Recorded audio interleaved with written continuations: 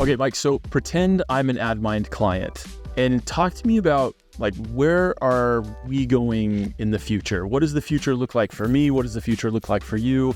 And what does the future look like for us if I'm still a client for you in 10 years? Well, that's a great question. So we ask ourselves a lot the question here, what does it look like? And we spend as much time as is humanly possible to ask the question, what does it look like when marketing analytics is working? And we spend a lot of time answering that question too. And what it looks like is you are guided by your data. Your data enhances your decision making, that the creative ideas that you have and the ways that you engage with your audience and the ways you try to bring them towards the products and services that you believe in are enhanced and empowered by the data. You learn quickly. When you make mistakes, you learn about them quickly. And when you find wins, you learn how to amplify them.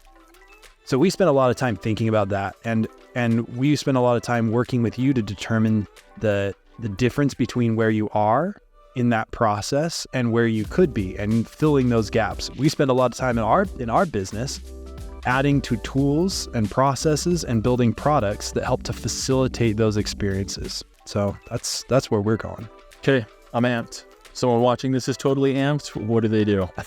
Well, call us. That's the thing that's the way we start. And we're not a big sales organization here. What you do is you fill out a form and you get some time to meet with me on your calendar. And then we talk about what you're working on and if there's a way that we can be helpful, and we help you find out if that's the case. Mike and Adam in the credits. Okay, so we're going to keep on going with the vein of celebrity movie stuff. So I don't talk about this a lot. Anybody who's still watching. So I am not into any celebrity culture. I could care less about people that are celebrities. I don't get into it at all. But there is like just people who make bold statements. There's one person that like I feel like if I met this person would actually have a resonating impact on my life. Okay. Now I get that's a pretty like strong tee up for who this person actually is. So keep in mind the bar is a resonating impact on my life. So I'm going to ask you who that person is for you first before I'm going to tell you who it isn't for me. So the story that you reminded for me was I grew up here in Utah, and Donny Osmond's kind of like a big deal, right? And I was working at an events location here in Utah, and my manager goes, "Yeah, I got a secret for you. You know, I got a good deal for you. I want you to meet somebody." And I was like, "Cool." And he takes me over and shows me this dude. And he's like, "Take this guy to the green room." I'm like, "What's up, dude? What do you do?" And he's like, "I sing." And I was like, "Cool, what kind of stuff?" And I talked to him for like 5 or 6 minutes, and we drop him off and at the green room. And later my manager comes over and he's like, "Hey, would you like to meet Donny Osmond?" And I was like, "Who's Donny Osmond?"